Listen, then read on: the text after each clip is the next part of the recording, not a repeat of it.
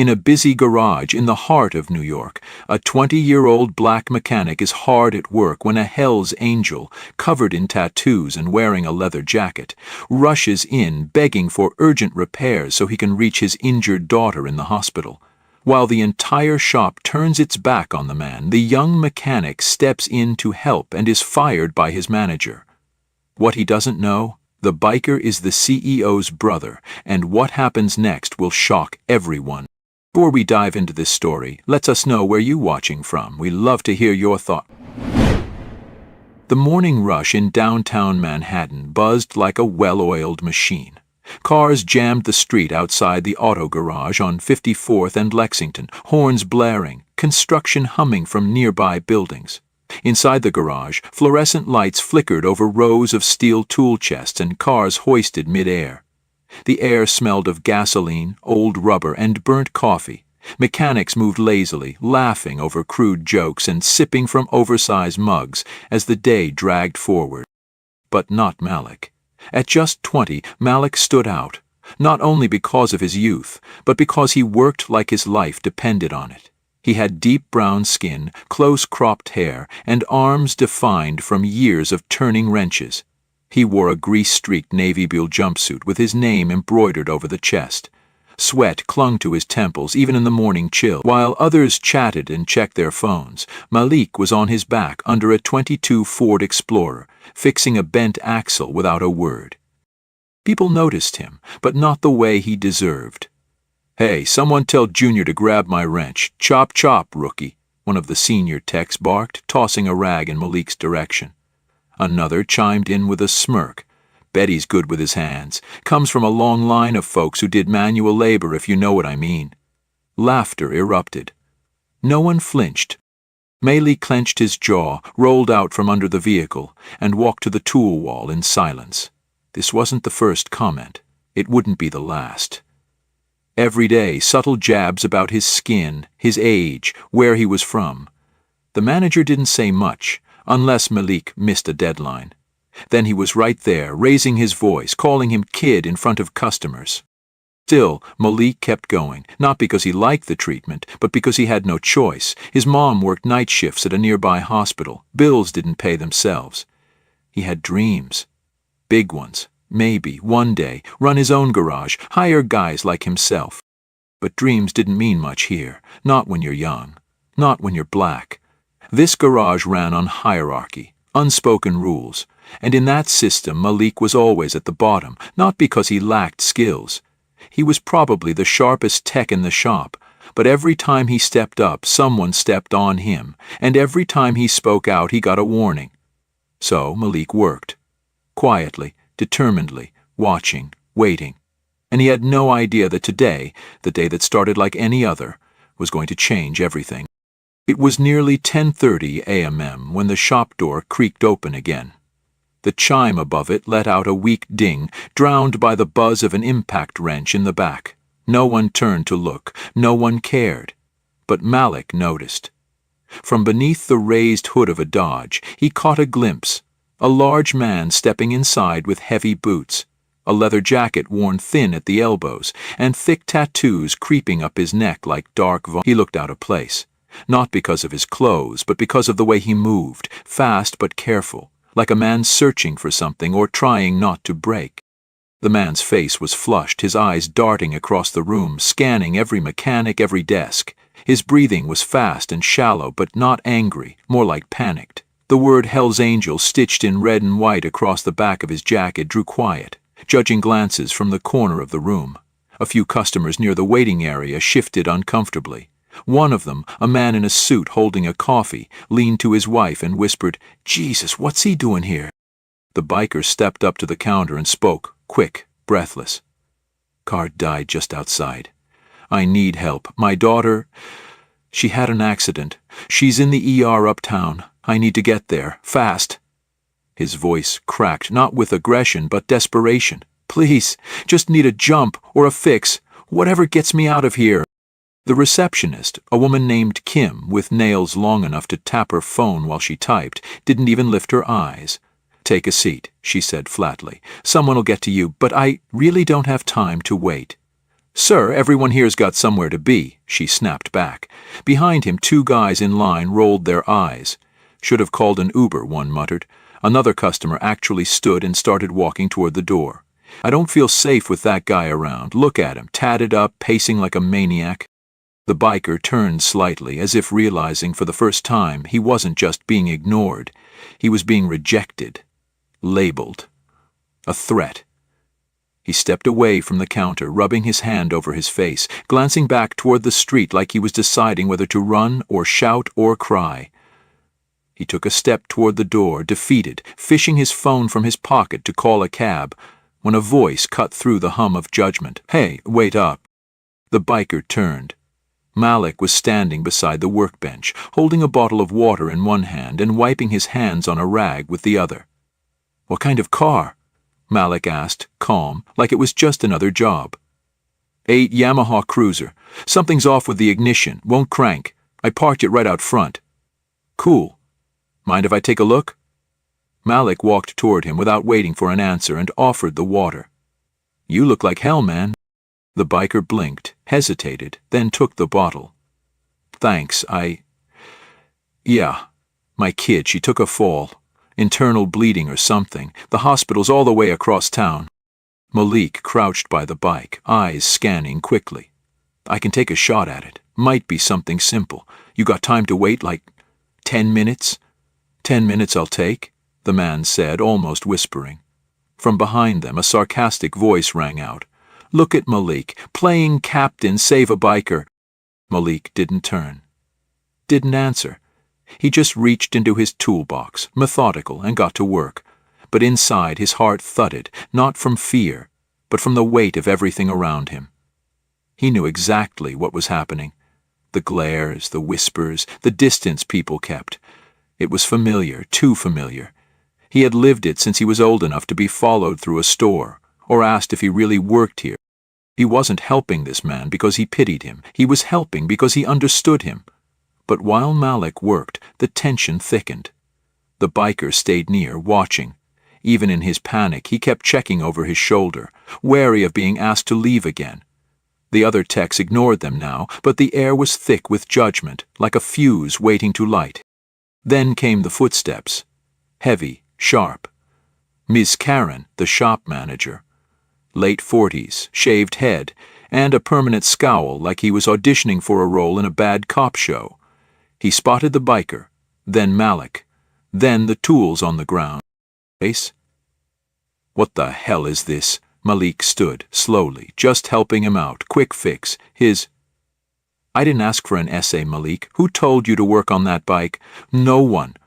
But the guy needs—" Reynolds stepped closer, his voice dropping, dangerous. "He's not a customer. Not officially. You don't work on anything without a ticket, you know that." The biker spoke, hesitant. "I'll pay whatever. I'm not asking for free." Karen spun toward her. "I don't care if you're offering a blank check. This is a professional establishment. We don't do favors for people who walk in off the street looking like a threat." Malik blinked. That word, threat, like it was stamped on a forehead. He stepped forward, his voice low but solid. "He's not threatening anyone. He's trying to get to his daughter. If this were someone else—" "Enough." Karen pointed toward the door. "Back to your bay, now." The biker stepped back, ready to go. "Look, I didn't mean to cause trouble. I'll find another way." Malik didn't move. He looked at Karen, then at the people watching from the corners, the ones who wouldn't help, who wouldn't even offer a minute of their day. "You're really going to let this man walk out when you've got 10 mechanics standing around sipping coffee?" "Malik, I've done double shifts, taken the worst jobs. You told me hard work would get me somewhere here, and the one time I helped someone without asking for anything, you're ready to throw me out?" Karen's eyes narrowed, his lip curled. "Pack your tools, you're done." Silence. Malik didn't argue. He just stared back, not with shock, but something colder. Acceptance. The biker looked down, muttered, "I'm sorry, kid." Malik shook his head. "Don't be. It's not your fault they don't see you, or me." The biker hesitated, then reached out his hand. Malik took it, A brief, solid grip, a shared understanding. And just like that, the man in the leather jacket walked out the door. Malik stood alone, in the center of a room full of people, yet somehow still invisible. The garage returned to its rhythm with an eerie ease after the biker left, like a rock had been dropped into a pond and the surface smoothed itself over too quickly. Malik stood motionless for a moment, the sting of the manager's words still raw in his ears. Around him, tools clinked and tires hissed with compressed air. No one said anything to him. No pats on the back, no defense, just silence, and the unspoken agreement that he had crossed a line by standing up for a man like that. He wiped his hands on his jumpsuit absently, walking back toward his workbench like a man who hadn't just been fired but who still had things to finish. The tools were still laid out. The dodge he'd been working on still waited. And yet everything felt different now. The act was done. The choice had been made. From behind, one of the techs muttered just loud enough for Malik to hear. "All that for some dirtbag in a biker vest. Wasn't worth it, bro." Malik didn't answer. His hands were steady, but his chest burned, not with regret. No, that wasn't it. It was the knowing. The hard truth that it didn't matter how many hours he put in, how many busted axles he fixed, or how many times he smiled through gritted teeth. He would always be the first one out the door, always the easiest to blame. He had spent 2 years pretending that keeping his head down would earn him respect, but respect, he now realized, was never being offered. He heard the manager in the back office, his voice sharp and dismissive, probably on the phone with corporate or maybe bragging to a friend about how he handled the situation. Malik could see it all in his mind, the smirk, the self-satisfaction, the complete lack of understanding about what had really happened. He kept working, not out of stubbornness, but out of instinct. One bolt, then another. His hands moved on muscle memory, but his thoughts drifted. He pictured the biker on the sidewalk, fumbling for his phone, hoping a cab would come in time. He imagined the man's daughter, alone in a hospital bed, the minutes ticking by like hours. That man had walked into a room full of people and been treated like a problem. And for what? A jacket? Tattoos? The wrong kind of desperation? Malik had seen that look in other people's eyes before, the kind that said, "You're not one of us. You don't belong here." He had grown up watching his mom get talked over at grocery stores, watching teachers dismiss him without cause. Cops slow roll past him when he walked home late from work, and now, here it was again, but this time someone else had been on the receiving end.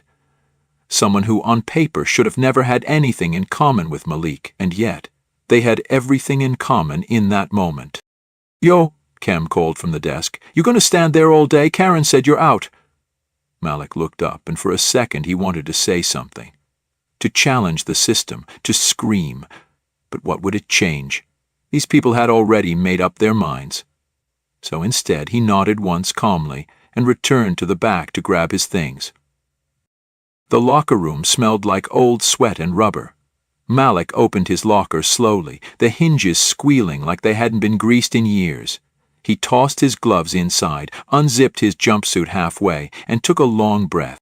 He wasn't angry, not in the way they expected, not in a way that could be solved with shouting or fists. He felt something deeper, a clean kind of clarity, because in that moment, losing his job for helping someone, he finally felt like himself, like he'd done something that mattered, even if no one else could see it. As he pulled on his hoodie and started packing his tools, the door creaked open behind him. It was Jonas, one of the newer techs, barely a year in, barely spoke. "Hey," Jonas mumbled. "That was something back there." Malik gave him a look, not sharp, just tired. "Yeah?" Jonas scratched at the back of his neck. "I mean, I dunno. That guy did look sketchy, but he was in a hurry. Seemed real. Most of the guys wouldn't even given him a second look. Just saying." Malik closed his toolbox with a click. "Yeah, that's the problem." He walked past Jonas without another word, his boots echoing down the hallway. Each step felt heavier, like he was carrying not just a bag of tools, but the weight of every time he'd been forced to swallow his pride. As he reached the main bay again, he paused. The shop floor was just as it had been, machines humming, men talking, oil streaking across the concrete, a world that had decided he didn't belong. Karen stood by the counter, clipboard in hand, pretending not to notice Malik, but her jaw was tight. His eyes flicked up just long enough to say, "Don't say anything more." Malik didn't. He simply walked to the front door, pushed it open, and stepped outside into the cold air. And there, standing at the edge of the curb, was the biker. He hadn't left. Malik blinked, surprised. "Thought you'd be at the hospital by now." The man nodded. "I was, just came back." He paused. "She's stable, got there in time, thanks to you." Malik looked at him, searching. "Why come back?" The biker's eyes were tired but clear. "Because I've been where you are. Because nobody should have to pay that kind of price for doing the right thing." Malik didn't know what to say, so he said nothing. The biker held out his hand again, firmer this time. Malik shook it. "Name's Ray." "Malik." Ray gave a faint smile. "Well, Malik, you ever need a job or anything, find me." And with that, Ray turned and walked off into the city traffic, swallowed by taxis and sirens and steel. Malik stood there for a long moment, letting the cold air fill his lungs. He didn't know what would happen next. No job, no plan. But something had shifted. For the first time in a long time, Malik felt like he hadn't just survived the day. He had chosen who he wanted to be. And that made all the difference. The next morning, the city woke up in the same rhythm it always did, sirens echoing off buildings, steam rising from subway grates, cabs honking impatiently as if the entire world were late. Malik stood at the corner of 54th and Lexington, staring at the familiar glass and concrete shell of the garage. The shop looked the same as it had every morning for the last 2 years, like nothing had happened, like he hadn't been cut loose less than 24 hours ago for daring to show a stranger kindness. His duffel bag hung heavy on his shoulder, packed with the essentials: wrenches, torque gauge, a socket set his uncle gave him when he first landed the job, tools that had become an extension of him. He didn't really know why he'd come back this morning. Maybe to pick up the rest of his stuff. Maybe to say goodbye. Maybe just to see it one last time before moving on. But standing there, watching the sun catch the oil-slick shimmer of the pavement, he felt like he was looking through glass at a world he wasn't allowed in anymore.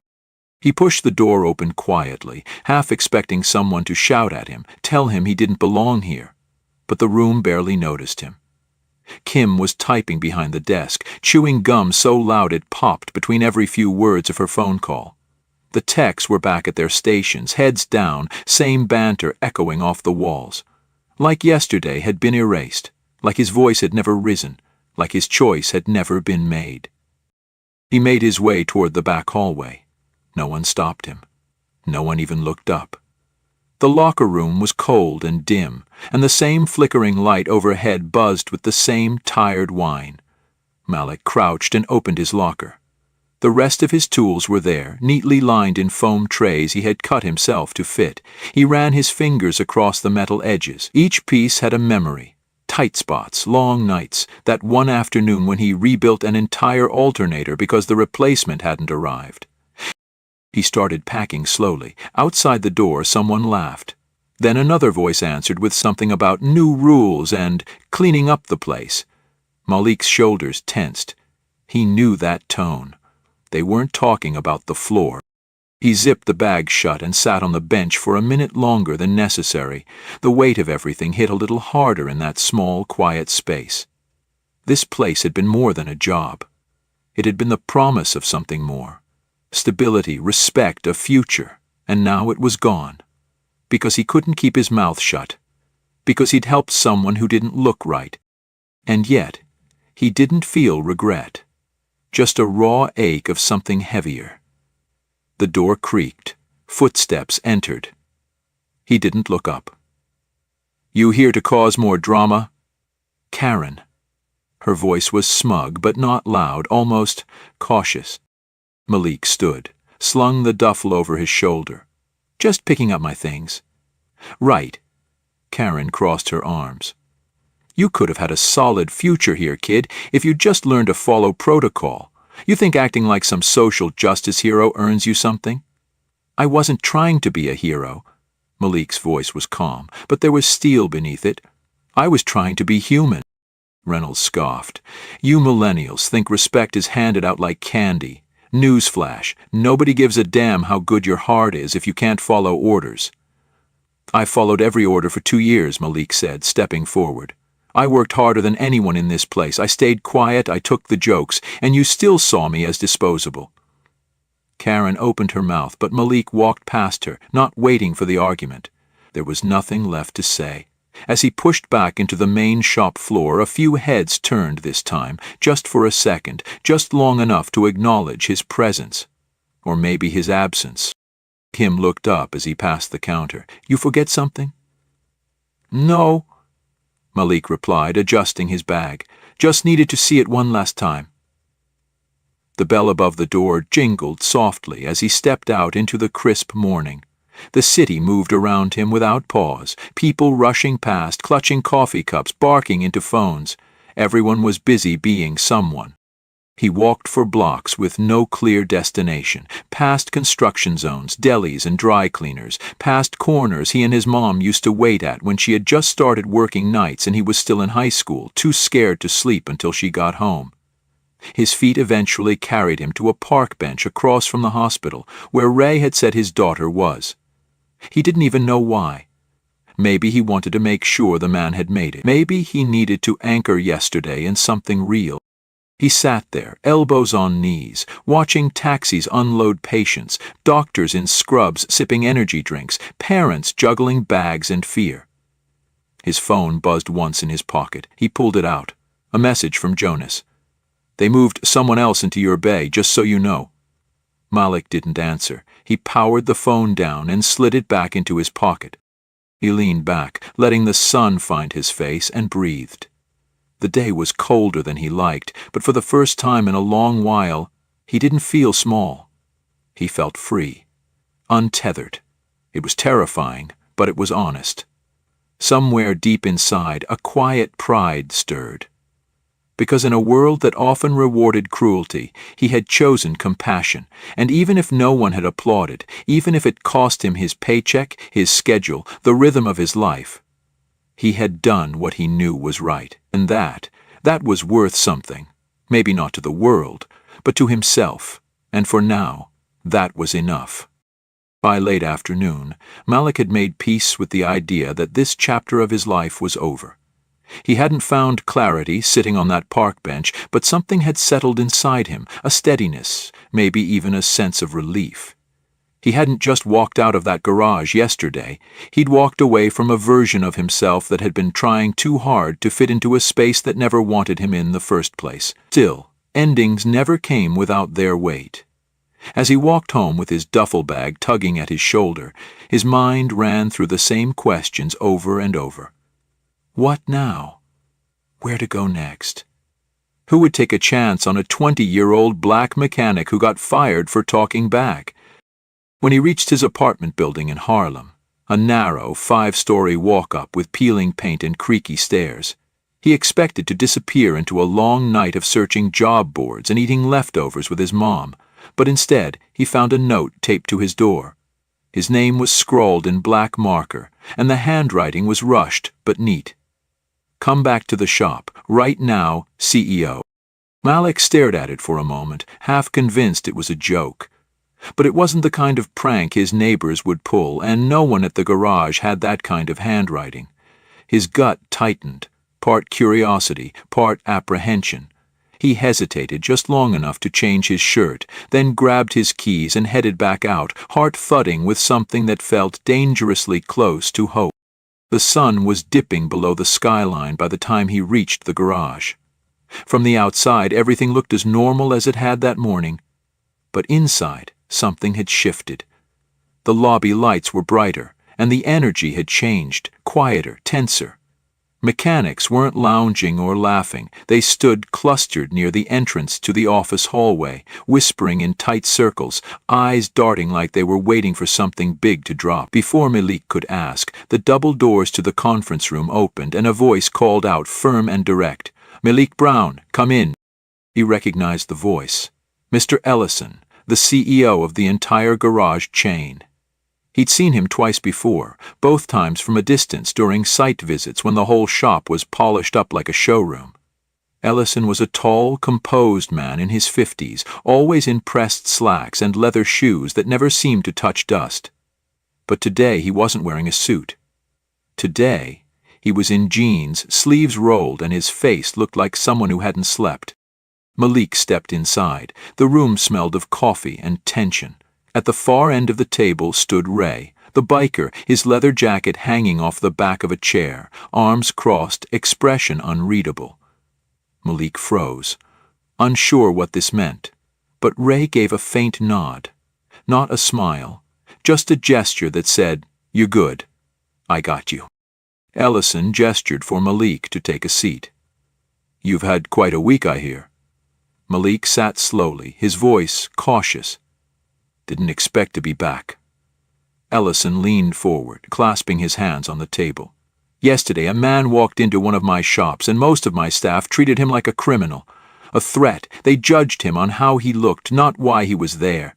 He asked for help, and he was ignored. Worse than ignored, he was dismissed." Ray's voice came in low and clear. "Except by him." He glanced toward Ray, then back at Malik. "He's family. My family." Malik frowned, caught off guard. "Wait, what?" Ellison nodded toward Malik. "You were the only one who treated him like a person, and because of that, he made it to the hospital in time to see his daughter come out of surgery. You didn't just fix a bike, you gave a father a chance to be by his kid's side when it mattered most." Malik's throat tightened. He hadn't expected this, any of it. He shifted in his seat, eyes flicking between them. "I wasn't trying to make a statement, He needed help. And you gave it," Ray said simply. "No one else even looked at me. I've seen that before, lived through it. People don't expect kindness from guys who look like me. But you didn't blink, you just acted." There was a long silence before Ellison spoke again. "Ray isn't just my brother. He helped me build this company in the early days. Before the suits, before the contracts. He was out there in the cold fixing cars with me long before there were 10 locations and a corporate board. He stepped back years ago, but he still matters to me and to this company. And when I found out how he was treated yesterday, I was furious." Malik's voice was quiet. "I lost my job over it." Ellison leaned back. "And your manager lost his this morning, effective immediately. Discrimination, whether racial, social, or visual, has no place under this roof."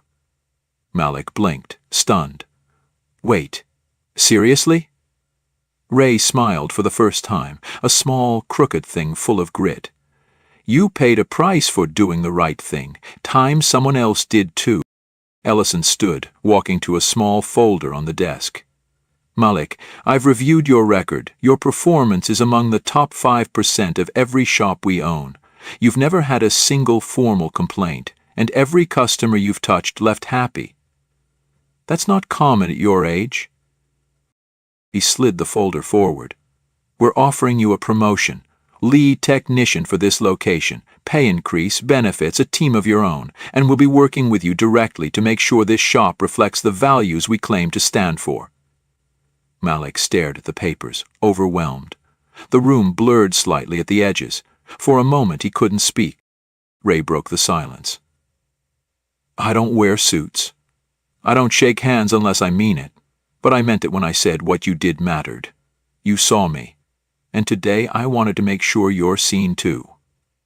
Malik stood slowly, his voice just above a whisper. "Thank you. I don't even know what to say." Ellison extended a hand. "Say yes." And Malik did. Not with words, but with a grip. Solid, sure, and steady. The kind of grip that said, "I'm here. I'm ready. I belong." As he left the room, the other techs parted to let him through. No one laughed, no one whispered. They looked at him differently now. Not because he'd won something, but because he hadn't backed down. Outside, the city had dimmed into twilight. Lights blinked to life across windows like stars waking up early. Malik stepped onto the sidewalk, leather folder in hand, and exhaled. For the first time, he didn't feel like he was surviving. He felt like he was becoming. Join us to share meaningful stories by hitting the like and subscribe buttons. Don't forget to turn on the notification bell to start your day with profound lessons and heartfelt empathy.